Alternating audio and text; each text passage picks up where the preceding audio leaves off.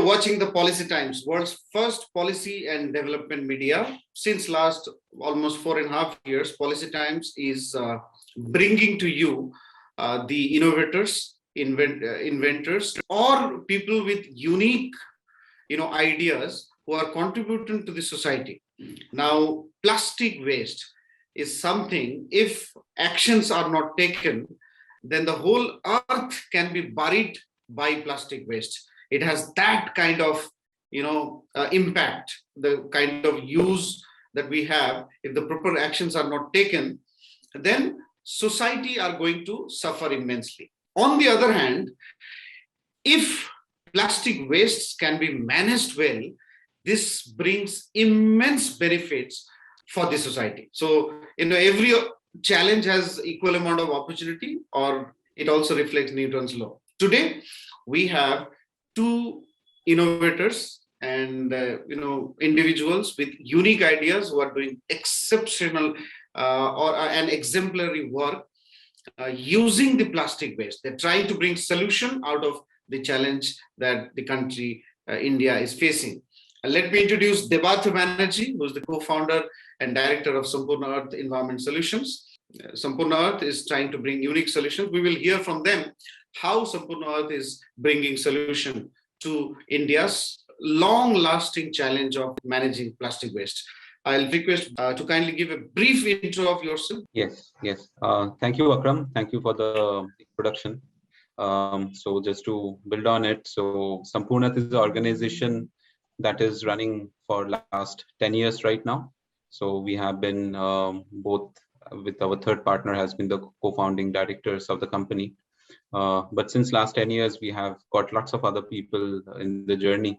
And together we have been able to build an organization right now, which works with municipal corporations, the informal waste markets, brands and manufacturers. And together we are trying to drive towards solutions for not only for plastic waste, but also for other waste categories, organic waste, where we do composting, biogas, as well as different kinds of dry waste. But plastic waste is definitely one of the major focus, and glad that we will be speaking more on that today. Let us start the discussion. The first question that I want to ask to share your views. So is plastic waste neutrality. India has adopted a couple of innovative policies and very aggressive policies in the forms of EPR, and then there are many provisions that within EPR is coming again. In January, another provision is expected to come. How do you think, given India's many innovative and aggressive policy framework, India's roadmap towards achieving plastic waste neutrality? Sure. So I think this is a very layered question to answer. I'll try to address it step by step. So first of all, I'll talk about the policies aspect of it. And I think we have seen the policies, we have seen the times when the policies were not there at all. So when we started the organization, waste management or even plastic waste management was seen more as a philanthropic approach. Like somebody as a good CSR project, some organization will take it up, or some motivated community will drive better waste management within their housing societies or something of that sort. But in the last 5 years, this has really grown, where since the advent of the 2016 solid waste management rules by the Supreme Court, or the plastic waste management rules by the Ministry of Environment and Forest, many things have been taking shape much better. So when I say that taking shape, so something which was a goodwill driven project earlier now is part of the compliances, and which is also in recent times we have seen that non-compliances have also attracted fines, closure of factories. This have all happened. But I think so we are definitely getting into a space which is tightening the roles and responsibilities for different people. And many of these policies which are written, those are very good from the point of view, they're very directive in what needs to be done, what volumes needs to be done, what kind of actions are demanded from different stakeholders. And waste management is such a space where it's not only one person who can be made responsible for, or one organization. When we see waste is something which is generated by a lot of people out there, the citizens are definitely a part of it. The municipal corporations or the urban local bodies or the panchayats who are in charge of the waste management in that place is definitely also part of the stakeholder groups. And also the waste manufacturers or producers, like who who sell products in the market which has plastic packaging or plastic products, they are also responsible. And the solution also called for policy which can address all these stakeholders together, and I think the current policies definitely does that. I think one of the things that the current policies also highlights is also the role of the informal waste markets, because while we are talking about plastic recycling right now, plastic recycling actually have been pretty big in the country from much before. So the informal waste markets, the kabadiwalas, the rack pickers, waste pickers, they have all been part of this informal value chains of collecting and recycling plastic waste. So there has been a call for including them as well into the overall ecosystem. But I think the point of inclusion for them is not very clear. I would say, while it's definitely there, but like brands and municipalities have been given um, ways to work out uh, how much plastic they will be collecting. It doesn't really talk very clearly how they will be involving the informal waste market. So I think it's a very good start that we have in the country right now, but it definitely calls for much more evolution at this point of time. And we as an organization is also trying to play our role in setting up good projects, talk about those, and also drive the different kinds of policy changes. I'm very happy that we are speaking with Policy Times here today, where we can overall see this as a platform again to push this different kind of policy changes that we can see on the ground. What is Sampurnearth doing, or what are the projects or good practices Sampurnearth has been taking towards achieving plastic waste neutrality in India? Okay, so Sampurnearth over the last years of working, have been taking up multiple projects into the overall ecosystem, and I will focus on the plastic waste management bit probably more. So I can talk about first the material recovery facilities that we are running. So we have collection centers, dry waste collection centers in different parts of the country. So primarily there are a couple of them in Goa. A few of them are in Mumbai, and there is also one in Gujarat that we are running. So I can talk about one of the projects in Goa where I think what we are achieving, the multi-stakeholder inclusion, I can elaborate by an example. So there is this project in Bicholim Municipal Council in Goa, which is running for the last 3 years.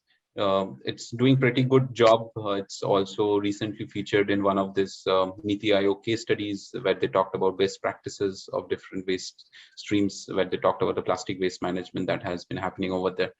So in that project, it's a combination where extended producer responsibility, which partner, which is Coca-Cola and UNDP in that project, is part who brings in the viability gap funding to run that project.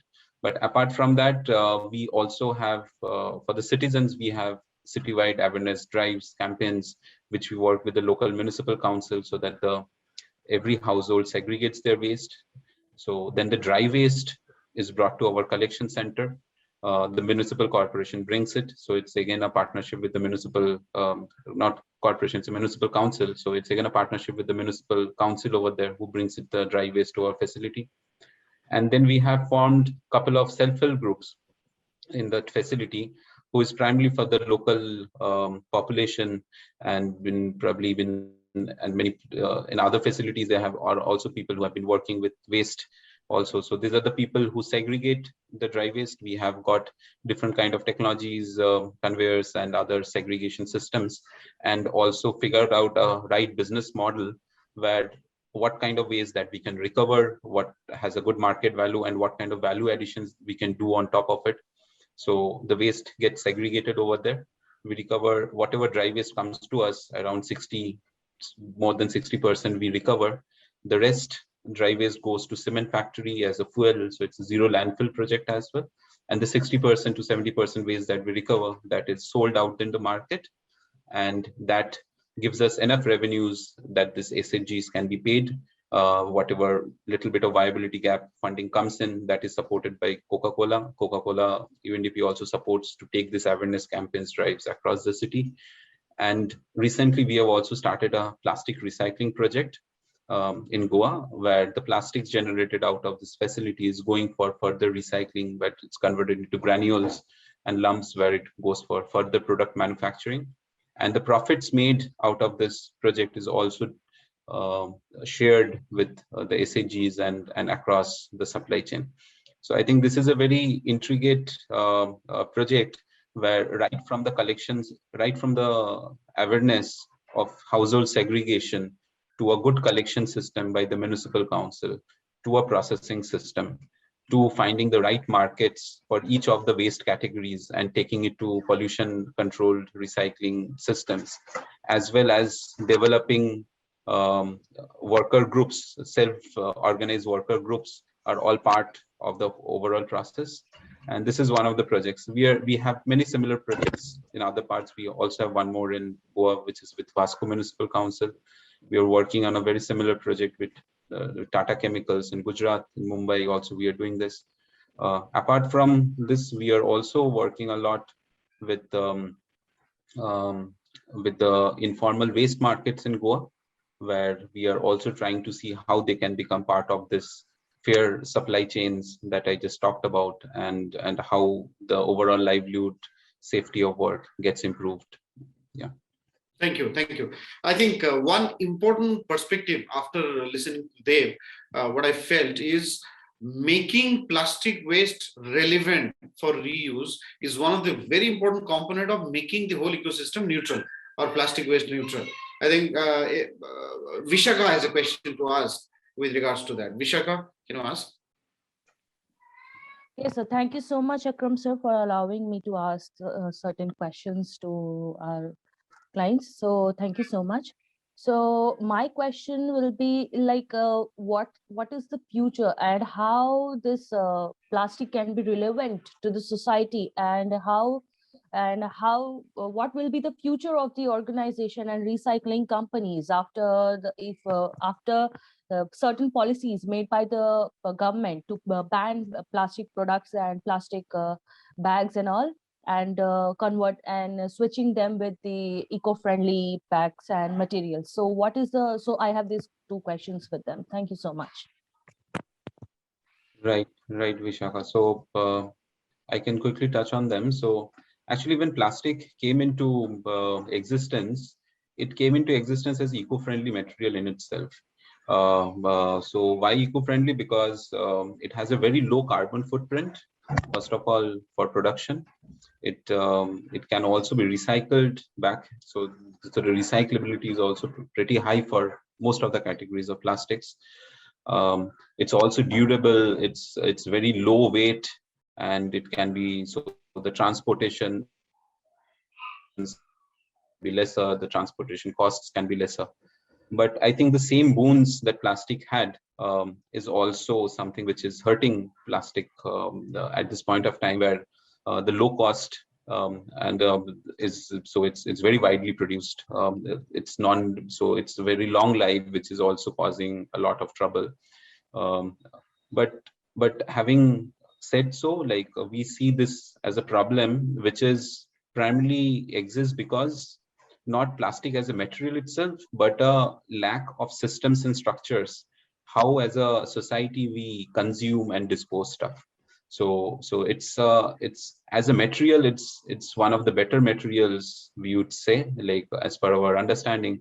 So for example, when we compare it with other eco-friendly options, when you said paper or cloth, actually these are much higher in carbon footprint. Paper is definitely not the best replacement for plastics when we look from the carbon emissions point of view, or any other point of view, water consumption, energy consumption point of view. So plastic is something which we need to figure out a system where it's collected properly, it's segregated properly, and it's sent to proper recycling channels where it can come back into the economy back again and that's how we establish a circular economy or a circular production and consumption system. So plastics in itself, we don't see any problem with the material as long the systems and the processes around that are set up properly. And it's not like plastics are not collected and recycled. The informal waste markets, which we work a lot with, are the people who are doing it. And many European countries is not achieving the level of plastic recycling for rigid plastics and many other plastics, which is actually taken and handled by this informal waste market. So it's already coming back into the ecosystem, but probably because the processes are not very well followed, the technologies are many times crude, so it really doesn't go into the best commodities products. It goes into second grade products. But I think these are all which can change, and we can all and I think the policies are very important here also, which kind of gives us a direction. But this all can lead us to a system where, be it plastic or be it something else which comes in place of plastic, needs to follow this process of collection, recovery, and recycling, basically. So I think plastics is definitely going to exist with the kind of benefits that it has. It will definitely get reduced in some usages which are difficult to recycle, difficult to collect, and all that. And many policies are driven towards that. But as in overall system, plastic relevance is nowhere coming down. It's actually going up every year, and it's expected to go up.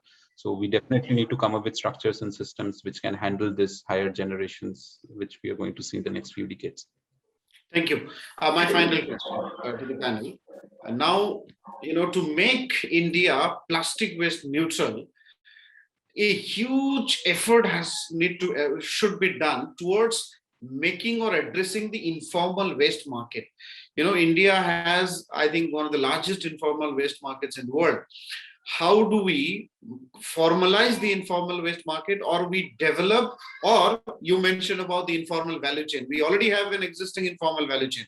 How do we integrate them with the formal value chain so that we actually, in essence, we achieve plastic waste neutrality? What efforts Sampurnearth is doing, you mentioned slightly, and more so, how the entire nation become, a formal market in waste management. Okay, so thanks, Akram, for bringing the point back. So couple of things. So one is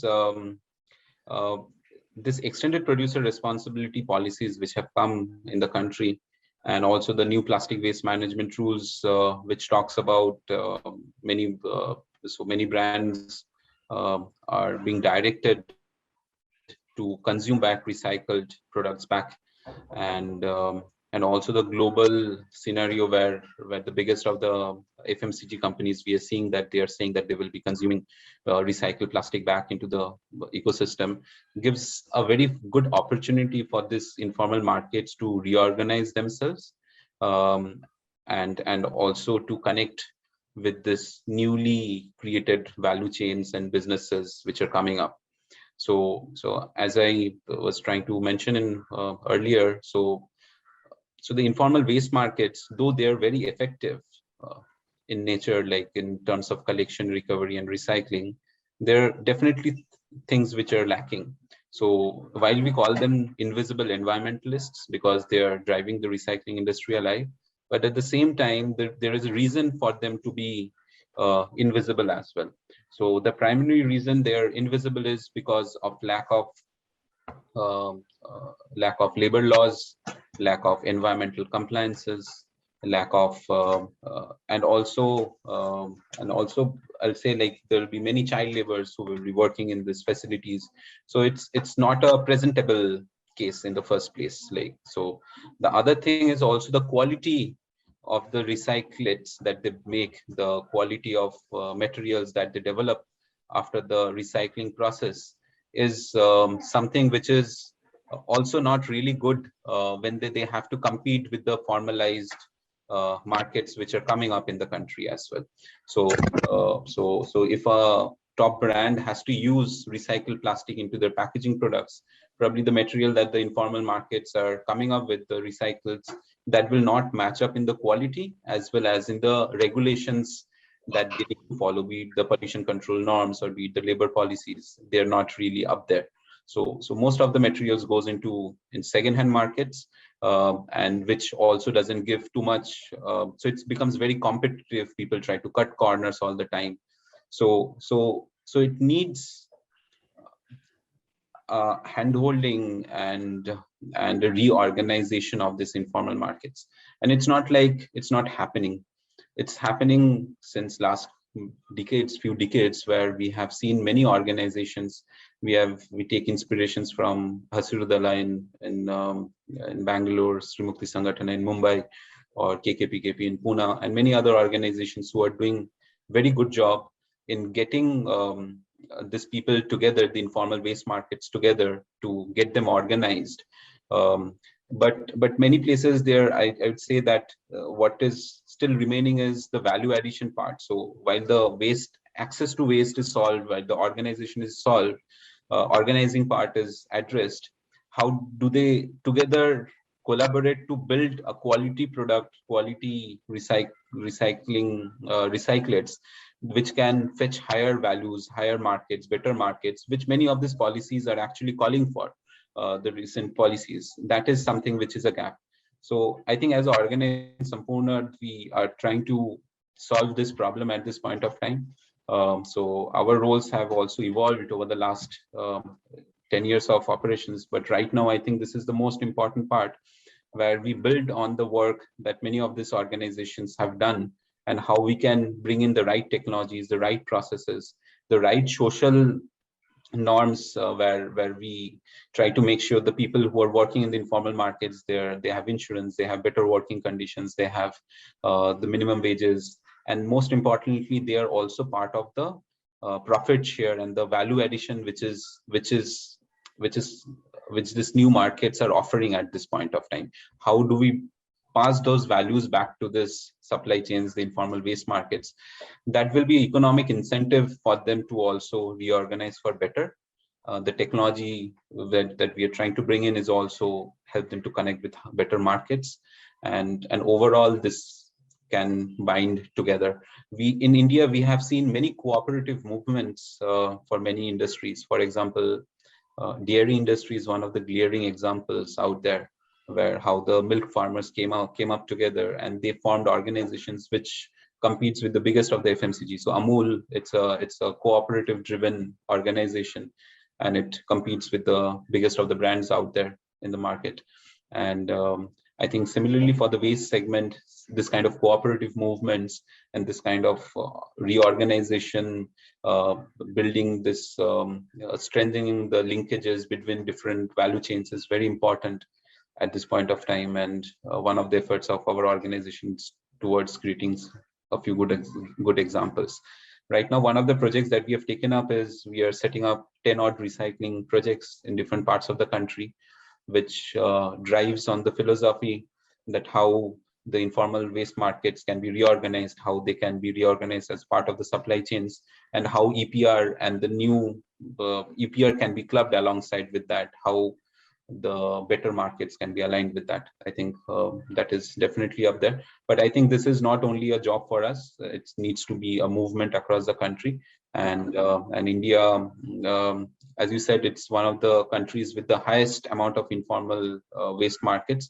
So that's why India is also a country which imports lots of waste material from other countries, where our recyclers actually recycle that, while our waste is not collected and recycled. So I think it's also a system where we are working with the municipal corporations, citizens, how waste can be recovered better, and how within this informal markets they reorganize and recycle better, that we can achieve the better markets.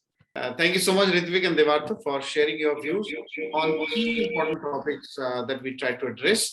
And as Ritvik and both Debartha shared, that achieving plastic waste neutrality needs a collective effort. And so is addressing the issue of informal workforce in the waste management. So, we should not see informal workforce as just one job or activity. We should see this as a movement. So if we can address this as a movement, we can achieve what we want to achieve, and both can be achieved together. So thank you. Keep watching the Policy Times.